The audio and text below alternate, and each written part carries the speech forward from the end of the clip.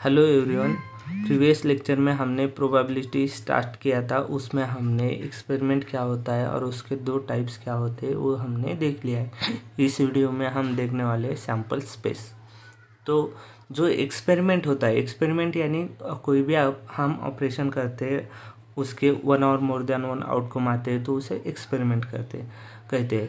तो एक्सपेरिमेंट जो होता है उसके जो पॉसिबल आउटकम होते हैं उनके सेट को सैम्पल स्पेस कहते हैं। Set of all possible distinct outcome of an experiment, यानी कि जो भी एक्सपेरिमेंट है उसके ऑल डिस्टिंक्ट पॉसिबल आउटकम के सेट को सैम्पल स्पेस कहते हैं। जैसे कि यहाँ पे दिया है टॉसिंग अ कॉइन। अगर कॉइन को टॉस किया तो आउटकम क्या आ सकते हैं, एक तो हेड आएगा या टेल आएगा। तो हेड और टेल इन दोनों का एक सेट बनाना है जिसको सैम्पल स्पेस हम कह सकते हैं। यहाँ पर देख सकते हो आप टॉसिंग अ कॉइन का एक्सपेरिमेंट है और उसके नीचे S equal to curly bracket में हेड कॉमा टेल लिखा है, यानी कि एक सेट बनाया है जिसको एस से डिनोट किया है। एस यानी कि सैम्पल स्पेस, तो ये हमारा सैम्पल स्पेस है। Similarly second example rolling a DISE. Rolling a DISE में ऑल डिस्टिंक्ट पॉसिबल आउटकम के कौन कौन से 1 से लेके 6 तक, 1 2 3 4 5 6। तो इसके लिए भी एक सेट बनाया है जिसको एस से डिनोट किया है, यानी कि सैम्पल स्पेस। तो रोलिंग अ डायस में सैम्पल स्पेस में 6 पॉसिबल आउटकम्स है जो कि 1 2 3 4 5 6।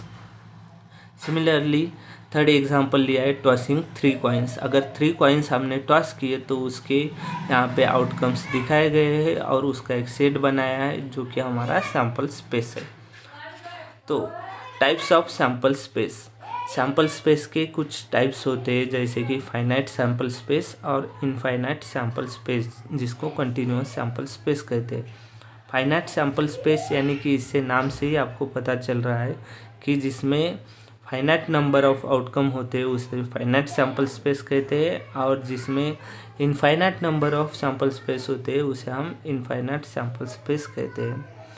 तो rolling a dice, playing a cards, tossing a coin, ये एग्जांपल किसके हैं, ये फाइनाइट सैम्पल स्पेस के हैं, क्योंकि उसके अंदर आउटकम क्या होते हैं, फाइनाइट आउटकम होते हैं। और इनफाइनाइट में क्या होता है, रोलिंग एन डायस और एन इज वेरी लार्ज।